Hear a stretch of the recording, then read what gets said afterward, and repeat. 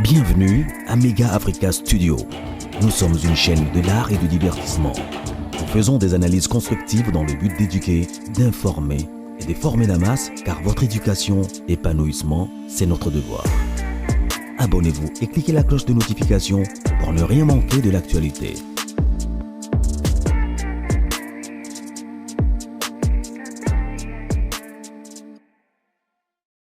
Oh là là, affaire Cindy le cœur et télémissi tout le monde dans les réseaux sociaux.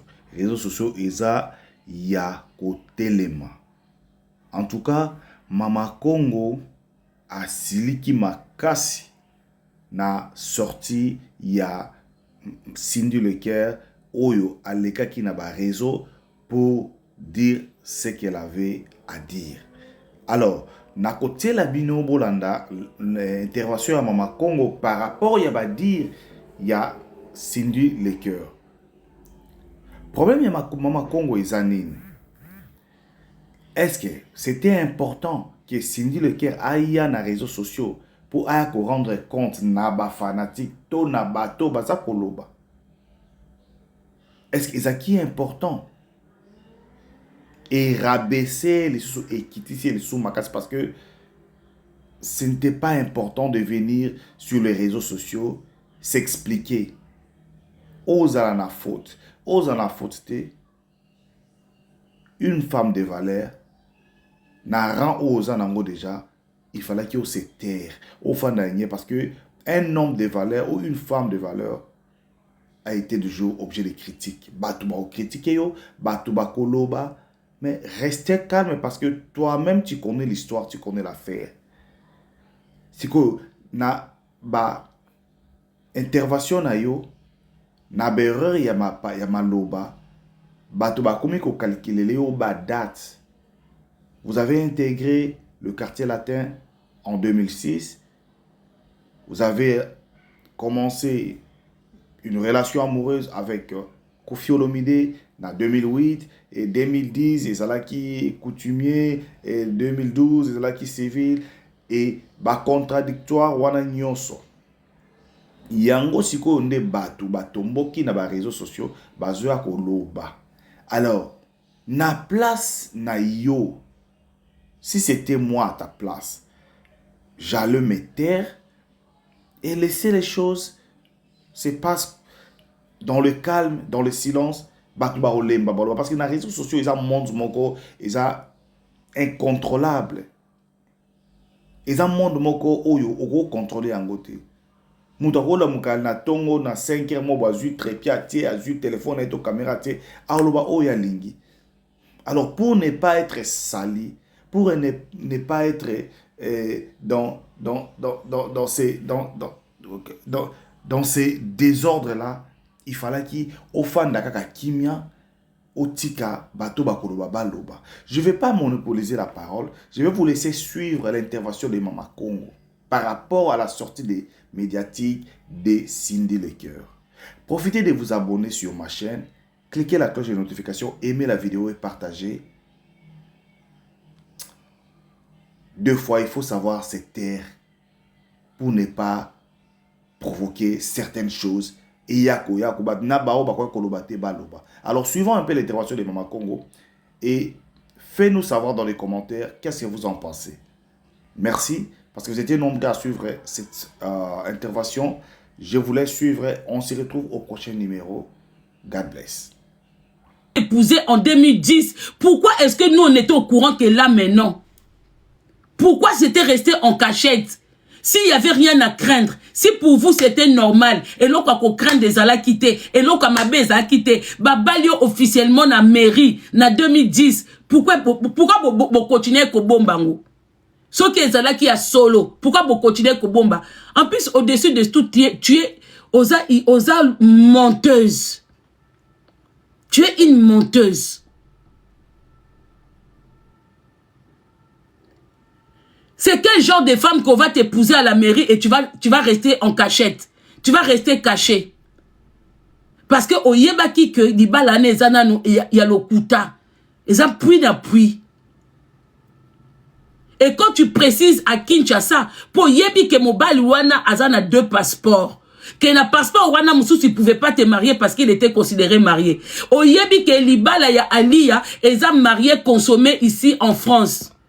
Pour ezwa valeur na Congo, ezala e yango eza pour Congo ba loi na biso ya Congo eza nango te ko ba ke no vérifier. Tu vois ici en France, so que lingo bala bakenda il faut ata boza ba étranger, il faut bo pesa mikanda mboka na bino o ezo prouver que boa ba célibataire. C'est pour ça que tu parles comme ça. Pour yozo bate que est-ce que na Congo il était marié? Donc oyebaki que na poto il était marié. Tu étais au courant que na poto il était marié. Dans zongi so li suppose à maïle mingité. Occupez-vous, mais nous on s'en fout de ta vie. Yo moko vi na ezaki ako batama.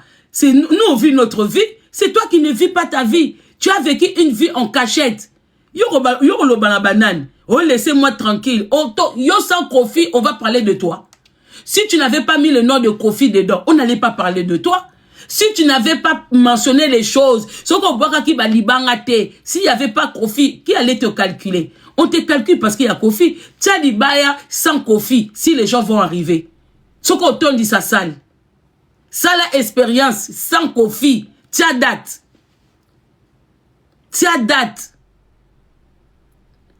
Tu veux qu'on te colle la paix, mais reste muet. Zongana qui muet tinayo. Parce que quand tu parles que de conneries. Ozo ba makamba malonga te. Babetelo maboko. Non, je suis désolé. Oza personnage public. Apprends à parler. Eh, que nous ya kola koloba. Azo ba pe que foutez-moi la paix. Wana ozolo ba la banane. Foutez la paix wana ozolo ba la banane. Mbote. Nayoki. Namoni. Mingi, cette histoire de 2006-2008. Et la Moussibino Penza. Bah oui, c'est normal. Même Yomokoton Oloba bon en 2006-2008. Et la Msabatou Tendeni. Quelqu'un qui vient en public qui dit que oui, j'ai commencé à sortir avec ce monsieur en 2006. Alors que tout le monde, bah fan il n'a tout. Bah yebi que en 2006, en 2008, il avait une relation. Il avait une vie de famille. Pourquoi tu veux que les gens ne s'étonnent pas? Pourquoi l'autre se trouvait normal? On dit que tout le monde trouve ça normal. Si tu avais parlé de votre vie d'aujourd'hui, les gens n'allaient pas trouver ça bizarre. Même si tu trouves bizarre, parce que nous savons que Aliya et Kofi sont divorcés. Dans ce robeta kika kaya lelo, que oui, désormais, je suis sa femme, Buena Boye. Tu n'avais pas besoin de kolobala bisoba année. Tu n'avais pas besoin de nous dire que tu avais commencé avant. Oh, dans la vie, ce qu'on se sentir compte, on se rendre compte que au sala qui erreur. Yako ebisaba fan que oui, nasa qui erreur. Point barre. Reconnais ton erreur et puis on passe. Parce que si tu parlais d'aujourd'hui, ça allait être normal parce que tu as dit que à l'heure actuelle, c'est toi qui es là. Tu as dit que na minute oyo, c'est toi, madame, à côté de lui. Mais quand tu parles de 2006, 2008, 2010, nous, on ne te voit pas, nous. Public, n'a pas fan, bazo monayote. Il y a quoi de compliqué? Nous parlons quelle langue pour ne pas se faire comprendre? Si tu nous avais parlé, si tu étais une femme intelligente, tu allais voir que si je parle de toutes ces années-là où j'étais en cachet, où j'étais caché, ça va faire parler les gens. Je vais parler d'aujourd'hui. Je vais parler de maintenant. Je vais parler de mon histoire présente. Et ça allait embêter personne. Moutoutou allait trouver ça normal. Pour ça normal. Si tu parles d'aujourd'hui, aujourd'hui, Moutoumoko akoya kobetelo lisolo Aliyate parce que Aliya n'est plus là. On sait que c'est toi. Mais dès lors, au bandit en 2006, 2008, 2010, c'est normal que Batouba ça l'intriguer. C'est tout à fait normal. Alors qu'on soit bis sur le coup la bazo bate. Que au beti lisolo moto monango normal. C'est pas seulement toi. Ce que zaki n'importe qui. Ou à public, à soit qu'on démontrer que Abimana Mibala Batou. Il y a des images, ils ont la façade de Moussou Bakol ça batouté. A tes abongo. Yo so mona mutu azandoki andimi na miso batuke na zandoki. Yo so mona mdoki aye kondima na miso batu. Parce que ndima makate, balokaka na kuzuti. Siko yo o sala kiwane za koloka. Koza deuxième bureau, eza loko moko ya esengote. Eza loko moko ya kwa acclamer te. surtout dans les pays comme le nôtre. Les hommes trompent en cachette. Ce que nos hommes font, on n'est pas dans un pays où on accepte la polygamie. Notre loi, la loi de notre pays n'accepte pas la polygamie. Si les hommes le font en cachette. Les deuxièmes femmes n'ont jamais été reconnues chez nous. 2 mariages, double mariage est punissable partout dans le monde. Dans tous les pays, ceux qui m'ont sali libala. Au moment du fait que Kozo Bakobala qui n'a 2010, si il était marié ici en France, Ali a pu porter plainte, même à l'heure d'aujourd'hui. Ceux qui ont affirmé vraiment que en 2010, on t'a marié à Kinshasa, que le même monsieur qui est censé être marié ici en France, mais Bandeko Bozo comprend les nini, hein? Ceux qui m'a kambazo loba que en 2010, babala qui est na commune et que awa na France, ce monsieur était censé être marié, mais c'est punissable. Un homme ne peut pas se marier dans plusieurs endroits avec plusieurs femmes. Et c'est punissable, que ce soit aux États-Unis, que ce soit en France, que ce soit à Londres, que ce soit au Congo, et c'est punissable. On n'a jamais été officialisé les deuxième femmes. Bah deuxième femme, bah ça reconnu na batata moisi, na batata leki, na ba belle famille, c'est tout. Mais le niveau à l'État, deuxième femme n'est pas reconnue. Tu peux reconnaître tes enfants. Tu peux donner le nom et reconnaître tes enfants na commune, mais reconnaître une deuxième femme, non. Ou à l'okuta, au kosi. Donc, nous, ozo loba, ozo bimisa kofi mabe. Ba sortie médiatique na yo, ezo bimise mabe. Soko ozo yebate. Donc, ezo bimisa ke, il fait des trucs, y a mabe. Donc, c'est pas un homme qui respecte la loi. Il peut être polygame, il peut aimer plusieurs femmes. Mais makamo yozo loba, ezo konore yete. Oh, kasende tikozwa ko gange la banane. Obi mazoba yo moko. Ozobi mazoba yo moko. C'est tout. On t'écoute. Ok. Ancien Alabino avant. Yaroya Roussala Banali, ba soi-disant analyse. Vous se renseignera bien. Vous y'aranaba à peu près. La supposition. Vous qui ne se renseignera vrai. D'accord? Vous quittez le Congo, vous qui nous se renseigner avant Kofi na Sindi Babalana. Est-ce que Kofi a qui déjà marié? Na Congo, na Kinshasa. Parce que lui et moi nous sommes mariés en 2010, coutumièrement, et en 2012, civilement. Vous qui tout na soki avant Kofi na Sindi Babalana. Na Congo, Kofi était déjà. Mais nous on peut pas aller demander. Comment une femme, soi-disant aux stars, Namboka Nabiso, au bal en 2012, éthique secret, Cindy, tu n'as pas honte? Si aujourd'hui Rebo se marie, on sera au courant? Si aujourd'hui Rebo se marie, on sera au courant? Naba Barbara Kanan, Kouso Babali, même ba fiançailles, ya Pamba, ya Nani, yaba Makoma, ya Nathalie Makoma, on sera au courant? C'est comment une personne comme toi, Pembeni ya Kofi, au Bali na 2012. Toi, quoi, on a fin 2025. Mais on a été que ça Sony.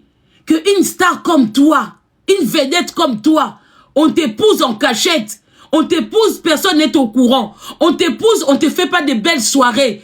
Une belle fête comme ça avec plein d'invités. Yom to ça là-bas clip, yom to matana podium. Babala yo penzaka dans les vides, en secret comme ça, Cindy. Hein? Ata robe à moulaïté, yom to embela batu penza Ikea, hein? Tu pouvais pas faire honneur même na siko wuta, bana chamba mona penza que oui, moko ya biso pa Bali. Hein? Où est ton mariage? Yoza mutu moko mariage na onde to mona kabatu bazo bala wa ba mariage ezo lobama. Oza mutu moko mariage na yo ata 1 semaine, un mois il faut que lobama na réseaux sociaux. Ba ali on peut comprendre à l'époque là que Kofi Bala na époque wana que épée sa penza en pleurté. Mais 2012, bah, YouTube ezali, bah, chroniqueur baza partout. Au Bali na 2012, civil, bah, tu penda alliance l'opété, te l'opété en eza ngwanzu. Au moins, nzembo yeba l'opété en ngwanzu, parce que l'opété à solo, parce que en civil, faut la ta l'opété. L'opété dans le noir, sans invité. Quel genre d'invité au bino bobengisa à ta photo te à ta ninité. Ça c'est oh non Cindy, za mkoloko. Za mkoloti. Za mkolo et tu nous demandes à nous d'aller se renseigner. Donc on l'a dit to la mukika to penser que vous pouvez vous marier en cachette. Donc biso ba chroniqueur, on dort, on se réveille, on pouvait penser que vous les stars comme vous pouvez vous marier en cachette. Est-ce que ça a un sens que Bino Boba est en cachette? Il n'était pas marié, il était célibataire. Mais pourquoi avoir fait un mariage en secret? Pourquoi? Il y a quoi qui vous empêchait de rendre ça public? Vu que vous êtes des stars. Et l'oko nini et empêcha Kibino, il y a qu'à rendre cette union publique. Ça allait nous faire plaisir. Ça allait nous faire plaisir de vivre vraiment le mariage de Kofi. Parce qu'on ne l'a jamais vécu. Il était avec Mariam, on savait pas. Il était avec Godé, même avec Maman Lia. Tu es que na poto awawa, babana na mairie, yango bakoma bongo. Mais vivre vraiment, vivre pendant que l'ibala, y a star comme Kofi, na miswa batu. Ndenge papa wemba sala. Ndenge papa wemba sala Amazon. Même Yomoko tant que moi si, et le belé est l'autre côté. Tu n'avais pas plaisir que Fetina Batouba Mona enfin marié. Yom Tozana ba orgueil et belé. Vous avez besoin de que Bambanda, Bamona que enfin, c'est toi qu'on choisit. C'est toi qui es devenue madame. Comment au Bombi en 2012? Si vraiment ils acquis réel, pourquoi rendre ça secret? Et est-ce que nous on t'avait demandé tout ça? Pour yon Kangsabiso Minoko. Nous on t'avait demandé, nous on te parle côté musique. Non, te parle pas Makamba Kofi. Tu as vu que Ali et Siba divorcé. Déjà, si il n'était pas marié, pourquoi il y a eu un divorce? Ceux qui osent poser ma question. Nous, si on va te poser des questions, tu as déjà vu les gens non mariés divorcés? Yoso Mona Batu Bazala marié te, ba divorcé. Tu as déjà vu ça où? Où tu as déjà vu les gens non mariés divorcés? Ce qu'on se balabiso que quand il t'a épousé, il n'était pas marié. Depuis quand Moutoua Zaka marié ta balaman à balana cachette? En cachette. Depuis quand? Et le moins c'est qu'en 2008, officiellement. Et comme il se bala qu'on a 2010, 12. Que Bossali coutumier na 10, na 12. Babine. Attends na balabala na bino. Tes parents habitaient où? Yango do pango sika ba pesi la ki dot. Le pango ba voisin bazalate. Lelo ba fait chabatu o mona kaka voisin zo filmer et bota la Kofi zo ko pesa masanga e. Kofi balata la base belé. On était au courant. Ndeni ni yo siko star. Yon te remplacé grand prêtre maire.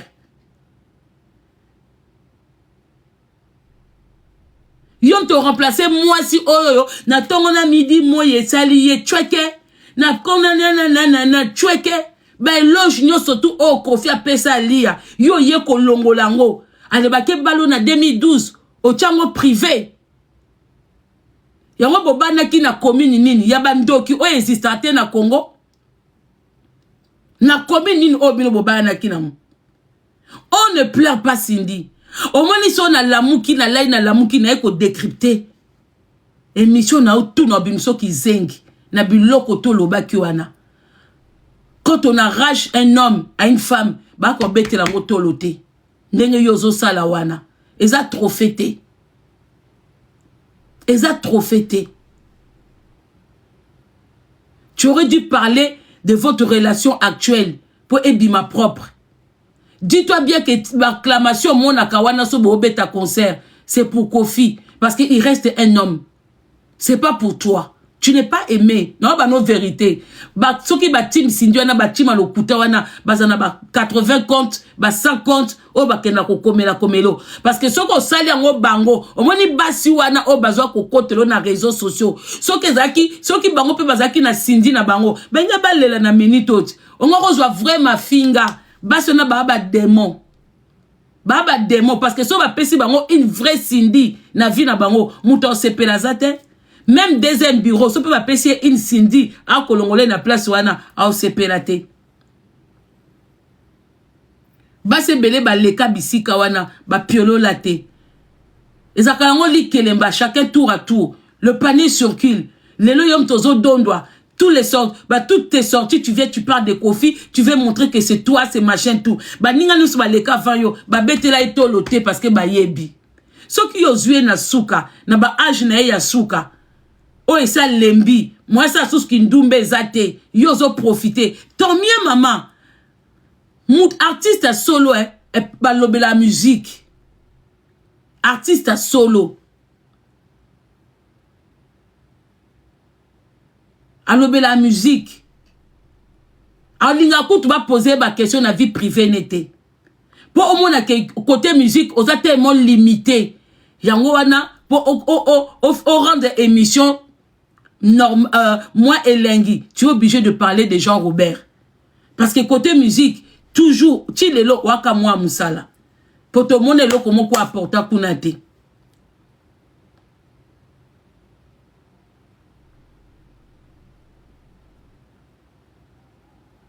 Là, non, matin.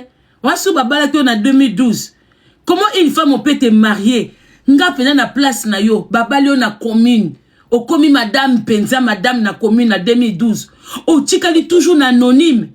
O tikali toujours na ko batama. Ti! O yo komi bimsaso na 2024. C'est que boyebe ke o nyosu bo sala wana. Yo na mobile no boyebe ke bo sala lisumu. Yo na mobile no boyebe ke bo sala mabe. Ngaso na bina décrypter na bando fan de l'émission na wana tous les jours. Mais les gens ils vont te haïr. Parce que vous avez une émission. Pour une femme qui est censée se faire aimer par tout le monde, qui est censée faire aimer sa musique, tu ne peux pas dire des choses comme ça. Même beaucoup de gens qui apprécient Kofi ne sont pas d'accord na makambo lobaki. Moi personnellement, moi j'aime ta musique. Comme ça quartier la terre à Frisa. Moi j'aime bien ce qu'on lobé la musique ou lobé les relations à l'ère actuelle. Ça allait pas nous déranger parce que ici tu yebi déjà que Ali n'est plus là. Mais toi tu parles de Kofi pendant que nous on savait qu'Ali était là. Et puis basi msusu bozoloba tant mon bala zaki na interdiction ko ya na poto moi ça bande ko kendete moi si bwebwe bande ko toutes les femmes des artistes oh bazaka na bana ba mona mibali na bango tout à tout moment ba artistes ce sont des gens qui voyagent beaucoup, c'est comme des footballeurs, ça voyage beaucoup et ça ba contrat yemo ka yembela moi sine na grand prêtre merde alobi alia mon absence c'est ça pour na ke lukela bino mbongo. Vous savez c'est quoi être avec les enfants? La plupart à bateau tout le monde na Congo wana basi na bango na bana bazaka na ba poto na ba États-Unis bazaka partout. Bah mon anakate. Après si tu trompes ta femme, rassure-toi que quand la femme elle vient ne pas laisser des traces. Donc lelo pe ko boko là-bas ne commis défaut. Donc il faut qu'il ali aba nulanda Kofi sima partout. Donc à quel Côte d'Ivoire Kobeta, elle aussi elle est là. À quel Boye, elle aussi elle est là et les enfants. Quand abino moso ki banana ba comme ba délinquant. Bongabo ba oui, c'est pas une bonne mère, elle sait pas élever ses enfants. Comment c'est difficile d'être une femme et mère quand on est moi si yaba artiste. Pourquoi la tour y a Cindy Motema, mademoiselle Mangin, Tolo Bate. Tout le monde qui maman la biso à Belgique, a conseillé la papa ou m'a sorti awa. Tout télémé là qui est parce qu'il y avait Amazon. Papa m'a botta la basse belé. Pourquoi bassiona bassa la basse sorti te? Pourquoi ba ko beta ba et puis bango kutu la plupart ba bota. Pourquoi pas les canabé mission te ba beta ma solo na bango ndenge ba bota na papa wemba pour ba ebi ke eza lo kumuté eza pas no eza peut ko valoriser mon weité eza ko pesa image ya mabe ya artiste face à une image moko nde to lingela kaye papa wemba bota partout mais nous on voyait que Amazon tant de maman Charoufa qui est même une maman pour moi mais tant à ça qu'a sorti il y a quoi qu'on lobela papa wemba tout à liboso moi j'avais pas je n'avais rien dit pour papa wemba bengi sa inandaku na mobali na ye pour ba solo là à libérer que bon que na vie na yo et so ju mobali bala tout ça ngala tika deuxième sortie na télémelaye na bi eza propreté eza ko bafouer image ya mowei boko comme isaka batu bandumba partout boité quand il y a une femme titulaire quand il y a une femme officielle il faut attendre avant de faire des sorties, il y a ma bébé. Allez, ce qu'on a tout rassini pour trouver un normal, que aya koloba, ce qu'on a qui présent, ton dima oui, que Ali n'est plus là, bah comme c'est normal. Mais aya koloba que na 2006, donc 2006, à peine oye Moussala, beaucoup moi sina mobile. Parce que oyaki Moussala ou oyaki donc, aya ko confirmer, nyon surtout au bas danseuse babake, kune zaka Moussala te, kuna na magoda. C'est elle qui est venue confirmer.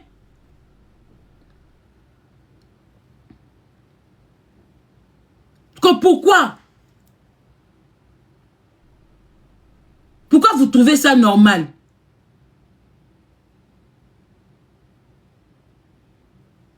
Et n'oubliez pas qu'il y a les enfants. Makamboucharou Faka Koloba, vous pensez que papa il n'avait pas d'enfants? Azana Banate. Et là, comme ça, ils ont que Zaya Bino na privé. Ils ont sonité. Mais ce que Bimi na mis soit batou. Et comme ils sonnent. Toi qui kolobela awa Didi Stone. Didi impoli. Didi tika ko manquer papa. Didi boué. Hein? Est-ce que tu peux ça Didi raison? Imagine ton fan nandaku. Didi peut sa côté naye. Alobane sur l'autre côté, au fond de mon moi si moko boye, avec ça l'émission au lieu qu'elle parle de son présent machin tout, azoloba, azobeta masolo pendant que votre maman était encore là, pendant que vous étiez encore là. Ce qui a qui bino na banana bino, bo sepe là, na moi sa bongo. Même ce qui papa Zandumba, mais dire ça en public, banana ba camarade, hein, banana ba camarade.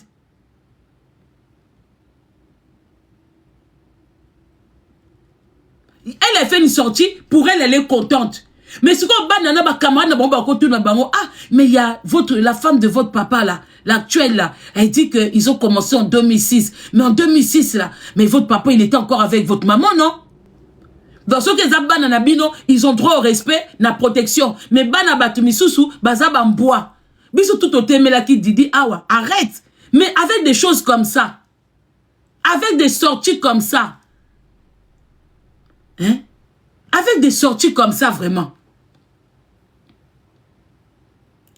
Bien aussi, moi, Ali a koloba ake, nazwa ngai na gode, to zaba mbanda, to sala sabwe. Même ikutu AC Milan, o yafana na ndako a Kofi, o ba viva ki bombanda, ya makasi na Kofi. Aloba, afana na kit. Po yebi keza soni. Makamusu baza basi baza tom basala ngo te ke po mukili mobimbe yeba. Mobalo yozo lingo la sabatu kaza bien. Yo Cindy. Zaba passage bello lobby. Kofi il est facile hein, et il pardonne facilement hein.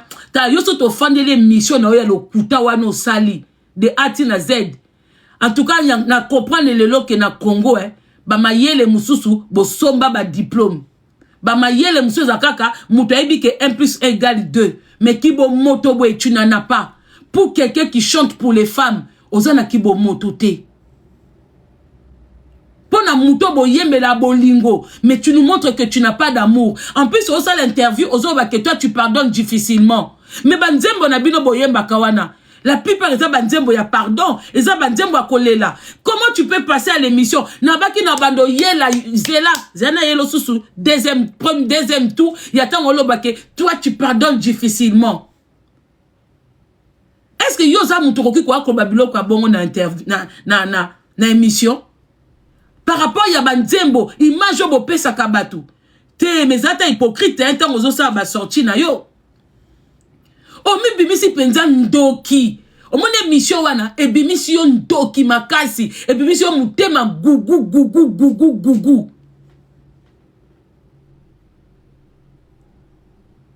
Bon la émission wana ici comme moi lobby que elle est pas Kofi pardonne facilement. Mais Kofi pardonne facilement parce qu'il fait du mal aux gens.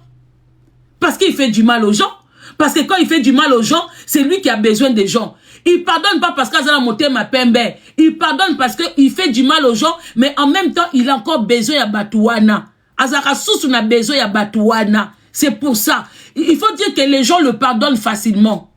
C'est batunde va pardonner à Kofi facilement. Oyo ki sindi na oyela yo zela. To le kaka lobby, te lobby so na lamu ki lisusu. Na elio susu décryptage ya maloba moko lobby, na tali so face à maloba na yo wana.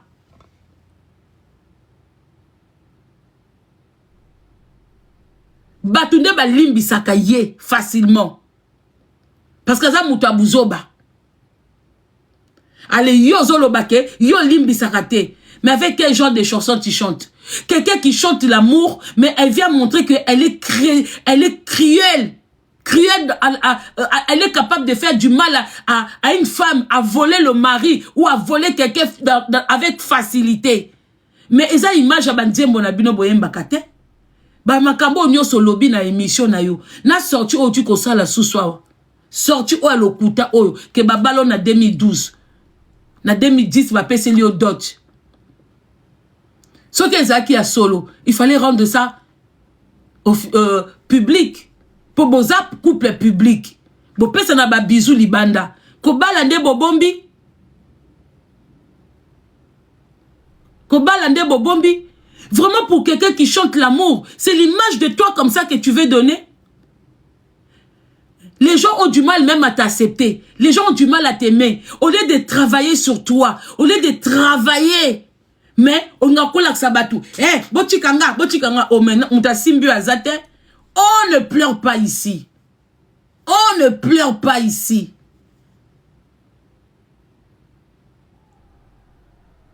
Baba la ote. So balo sikoyo.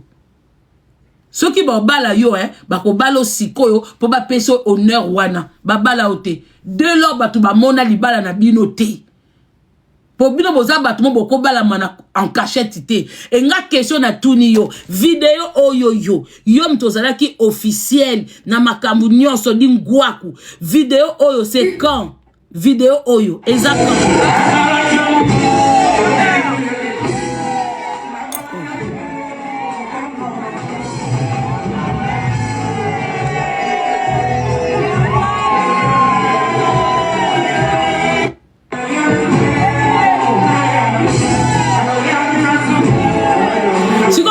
Bala qui on a 2000, na 2010, na baby 10. Mais où ils après 2010?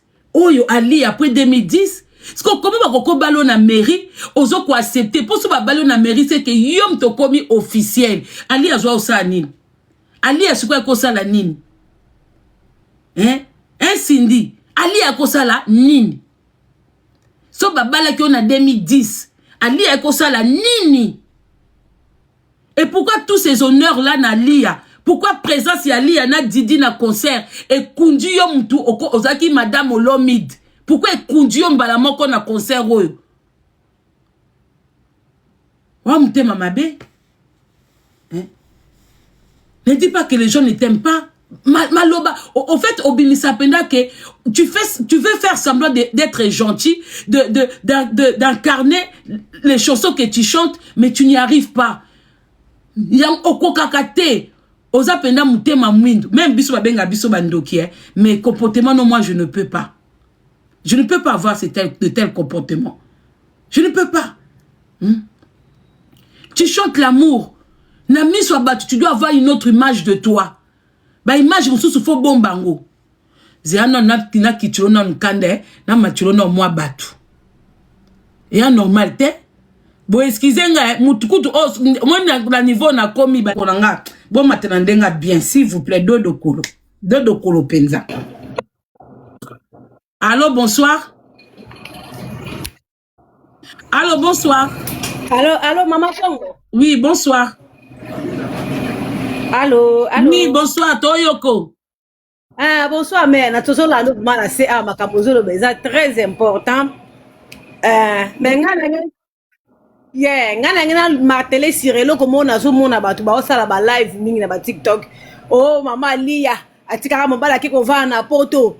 Non maman Lia elle n'est pas la seule à tika mbali ba si nyonso ba musicien ba tika la bango moko. Bo batala nana ketchup.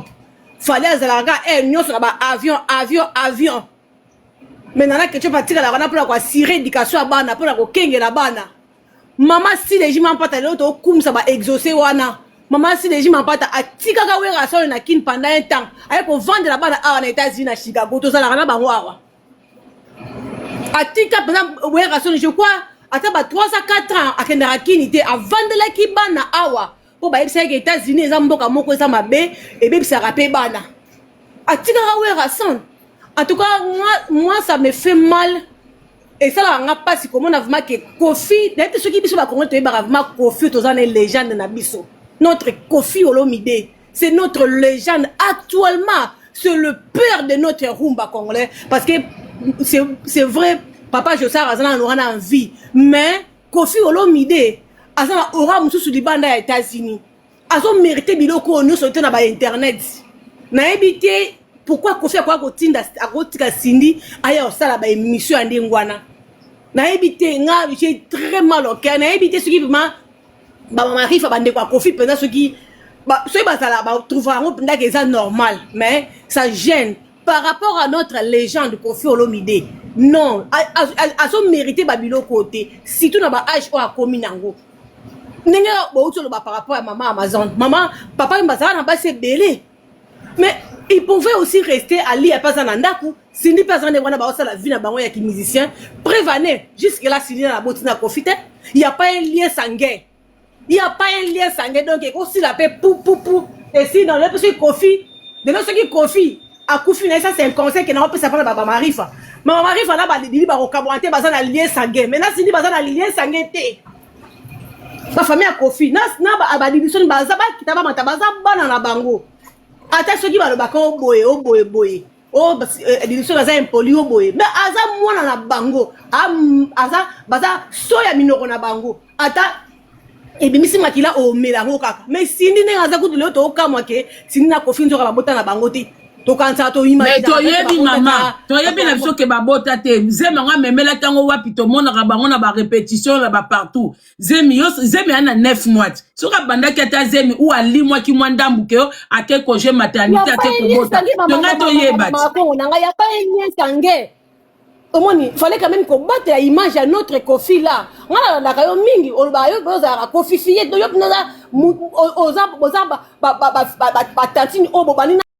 Bienvenue à Mega Africa Studio. Nous sommes une chaîne de l'art et du divertissement. Nous faisons des analyses constructives dans le but d'éduquer, d'informer et de former la masse, car votre éducation, épanouissement, c'est notre devoir. Abonnez-vous et cliquez la cloche de notification pour ne rien manquer de l'actualité.